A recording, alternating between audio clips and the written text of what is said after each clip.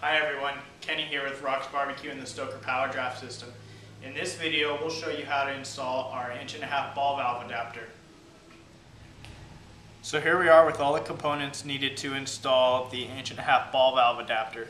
We have a 10 CFM blower, the flange adapter, silicone gasket, threaded piece of pipe, 4 screws to attach the flange adapter to the blower, Phillips head screwdriver, and we have our ball valve.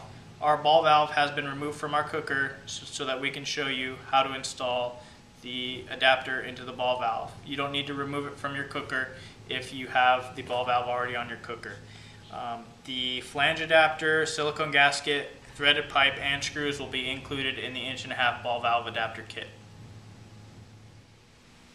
Now that we've explained the components, the first step in installing the 1.5" ball valve adapter is to attach the flange adapter to the blower. The flange adapter has this spring which should be mounted on the top side of the blower.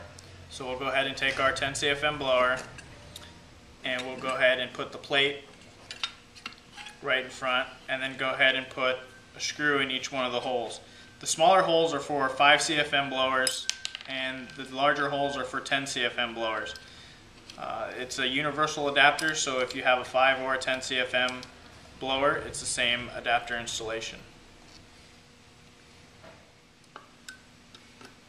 So now we're tightening up the screws. You just need to make sure they're snug. You don't need to make sure that they're super tight. The important thing with installing the flange onto the blower is to make sure that this black spring is on the top side of the blower. Now we'll go ahead and show you how to install the adapter onto the cooker. Now that we've installed the flange onto the blower, the next thing to do is to put it on a cooker. We have our 1.5" ball valve here, just removed from our cooker. If your ball valve is mounted on the top, it would be suggested that you try and tilt it to the side so that it has more room for clearance for the blower. The first thing that you want to do is take this threaded piece of pipe and put it inside the ball valve, like so. It shall just thread in there, and you just need to make sure that you screw it in until it gets hand tight. You don't need to torque it down or make it super snug.